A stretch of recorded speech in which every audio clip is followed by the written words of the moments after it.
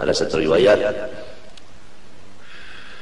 man nadharu ilaihi nadratan sa'adatan la yashqa ba'daha abada. Bahwasanya wali-wali Allah Ta'ala itu apabila melihat akan seseorang dengan mata beliau, orang yang dilihat beliau itu untung selama-lamanya. Selama kita duduk di hadapan atau di majelis orang waliullah, selama duduk di situ, malaikat semuanya memohon kepada Allah, ampunilah dosa orang itu semuanya. Waliullah ini nang hidup lo nang mati sama, nang sudah dikubur atau nang belum dikubur. Cuma anunya bedanya, kalau nang dikubur kita kada kau pandar lagi, dan kita kada kau melihat lagi lawan sidin, dan kita kada kau lagi bahasa salaman lawan sidin. Sidin sudah dalam kubur, ya Allah. Kalau nang masih hidup, kau bersalaman lawan sidin, kau melihat lawan sidin. Apabila sidin melihat kita, atau kita melihat sidin, ada disebutkan di dalam riwayat kita, inna lillahi rijalan man nadhara ilaihim nadratan sa'adatan la yashqa ba'da abada. Ada satu riwayat, man nadharu ilaihi nadratan sa'adatan la yashqa ba'daha abada. Bahwasanya wali-wali Allah Ta'ala itu apabila melihat akan seseorang dengan mata beliau, orang yang dilihat beliau itu untung selama-lamanya.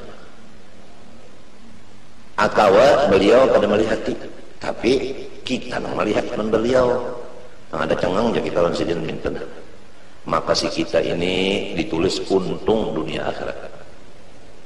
Lamun sidin melihat lawan kita, kita melihat lawan sidin, luar biasa. Nah, inilah hidup kita siang malam ini. Pertama, menuntut ilmu nang mengakibatkan kita ini sehari demi sehari bertambah untung. Jangan sehari-sehari bertambah rugi. Menggunakan mata, menggunakan muntung, menggunakan awak. Awak duduk di majelis waliullah, mata memandang waliullah, tangan bersalaman dengan waliullah, di awak ada tasbih. Sudah rancak kita mendengar apabila orang duduk di majelis waliullah, sama ada yang hidup maupun yang mati, duduknya itu sekadar memecah intalu sabigi, intalu mantah.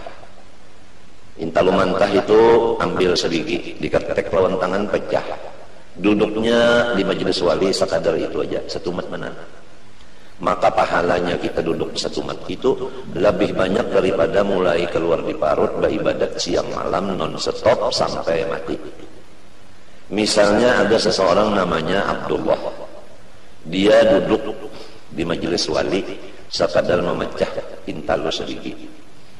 Ada seseorang namanya Abdurrahman, mulai keluar di parut Uma langsung beribadat siang dan malam, umurnya 100.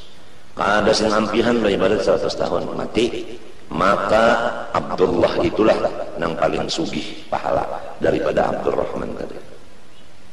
Nah, itulah artinya cara orang mencari keuntungan hidup.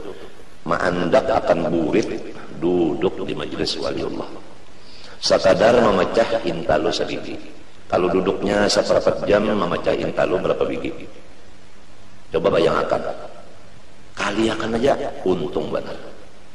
Cuma kalau orang munafik duduk di majelis wali itu sama dengan burung duduk di dalam sangkar.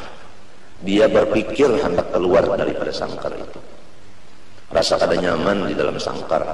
Dia lengah daripada Allah.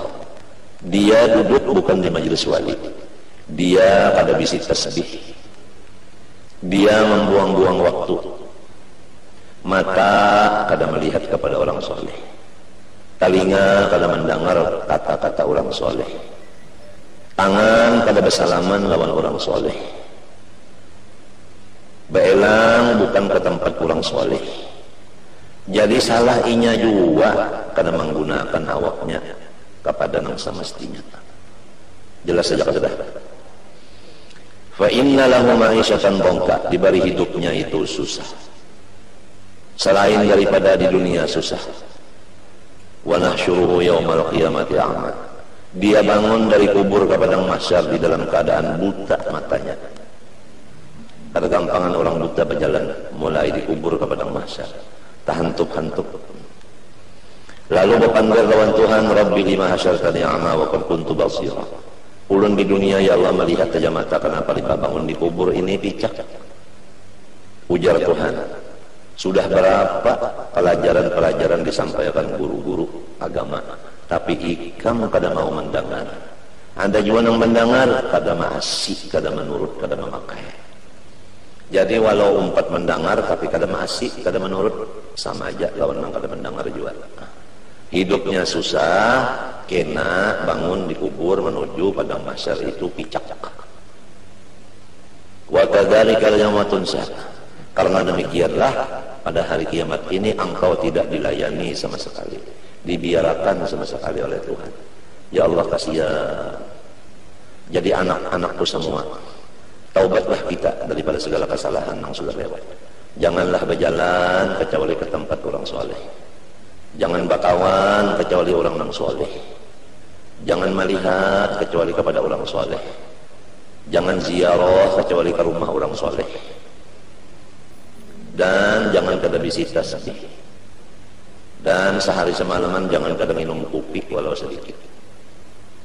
Di samping itu apa-apa amalan yang diberi sudah oleh Abah dipakai.